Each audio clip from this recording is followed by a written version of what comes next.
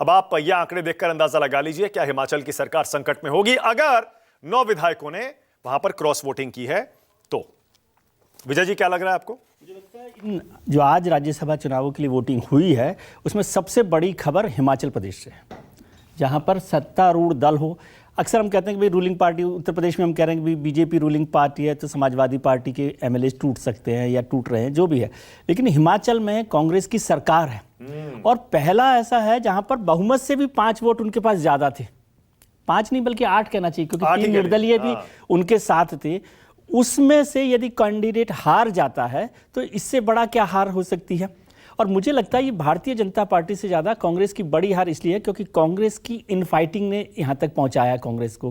प्रतिभा सिंह जो पार्टी की अध्यक्ष हैं, प्रदेश अध्यक्ष हैं, उन्होंने जिस तरह से नाराज़गी जाहिर की आज सुबह सुबह, और विक्रमादित्य का भी खबर आ रही है कि उन्होंने भी वो किया है, क्रॉस वोट किया है। और मुझे जो एक बात समझ में आती है कि सुक्खू साहब को ये बात पहले से शायद समझ में आ गई थी, इसीलिए हिमाचल में वो सोनिया गांधी जी जो कांग्रेस की बड़ी नेता रही हैं उनको वहां से कैंडिडेट बनाना चाहते थे ताकि उन्हें रहे कि सोनिया गांधी जी के नाम पर कांग्रेस एकजुट रहेगी, टूटेगी नहीं।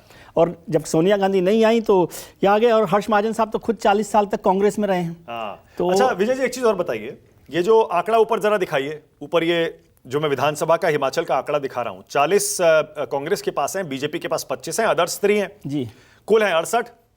अब अगर 9 चले जाते हैं, क्रॉस वोटिंग करते हैं, तो कांग्रेस के पास तो 2 ऑप्शन रह जाते हैं, या तो उनको निकाले पार्टी से, उन पर कार्रवाई करे, या फिर ना करे सरकार बचाने के लिए, या फिर ये विधायक इस्तीफा दे दें। नहीं, देखिए, अगर इस्तीफा देते हैं तो सरकार संकट में आ जाती है। सरकार तो संकट में आ ही जाएगी यदि ऐसा का ऐसा हुआ है। 9 वोट हुए हैं, आप सोचिए कल वहां पर बजट रखा जाना है। हाँ, बजट की बात है, और यदि 9 वोट क्रॉस वोट हो जाते हैं तो मुझे लगता नहीं है कि भारतीय जनता पार्टी मुख्यमंत्री को या उस सरकार को बजट भी रखने देगी। हाँ, हो सकता है बीजेपी का कि हम तो अविश्वास प्रस्ताव लाएंगे, अविश्वास प्रस्ताव ला सकते हैं। हालांकि जयराम ठाकुर बोले, हालांकि जब बजट सेशन चल रहा हो तो नो कॉन्फिडेंस नहीं लाया जा सकता। क्योंकि बजट ही अपने आप में कॉन्फिडेंस है सरकार का। बजट अगर पास हो जाता है तो कॉन्फिडेंस है, बजट पास नहीं होता तो, लेकिन वो गवर्नर के पास जा सकते हैं कि इस सरकार के पास तो बजट रखने का भी अधिकार नहीं है। और सरकार यदि बीजेपी को ये एक्सपेल भी कर देती है तब भी कोई नुकसान ही होगा कांग्रेस को। हाँ, पर बीजेपी की सरकार तो नहीं बन सकती फिलहाल, ऐसा लग रहा है। ये सरकार अगर जाती भी है और बहुमत नहीं जुटा पाती अभी है। शाम बहुत जल्दी है, सुक्खू साहब को अभी से आप बीपी मत बढ़ाइए लेकिन एक बार नतीजा आए, लेकिन मुश्किल हो गया। और ये मैं कांग्रेस संगठन की, कांग्रेस नेतृत्व की बड़ी हार मानता हूं, क्योंकि प्रियंका जी इस पूरे इलेक्शन को देख रही थी, उन्होंने सरकार बनवाई, मुख्यमंत्री बनवाया, प्रतिभा जी उस वक्त भी नाराज थी, अब तो उनका घर भी वहां पर है शिमला में।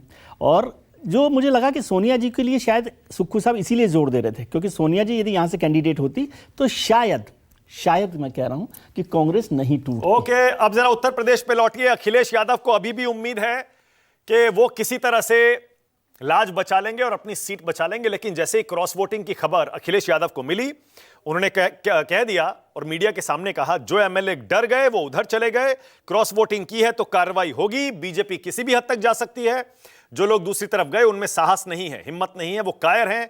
कुछ लोगों को तो पैकेज ऑफर हुआ है। कुछ ऐसे पैकेज होते हैं जो दिखते नहीं हैं, अंतरात्मा की बात नहीं है। अब ये लोग जनता का सामना कैसे करेंगे? अखिलेश यादव ने यह कहा है। और ब्रिजेश पाठक, यूपी के डिप्टी सीएम, बीजेपी की तरफ से कहते हैं बीजेपी के 8 प्रत्याशी जीत रहे हैं और प्रचंड बहुमत से जीत रहे हैं। सुनिए। मैं नहीं जानता हूं कौन कहां गया है। अब जब आप ही कह रहे हो कि सब अंतरात्मा में चल रहा है तो अंतरात्मा से ही फैसला ले रहे होंगे। आप हमारे विधायक ले लोगे, विधायकों को कुछ पैकेज दे दोगे, विधायकों को कुछ भरोसा दिला दोगे, आने वाले समय मंत्री बना देंगे, आपको सुरक्षा दे देंगे। और आप देख लेना, इस समय जिन्होंने अंतरात्मा से वोट दिया है उन्हें सुरक्षा मिल रही होगी, उन्हें ठेका मिल रहा होगा। पैकेज तो दिखता नहीं है, कई बार कुछ ऐसे पैकेज होते हैं जो दिखते नहीं हैं, वो पैकेज कैसे पता लगेगा?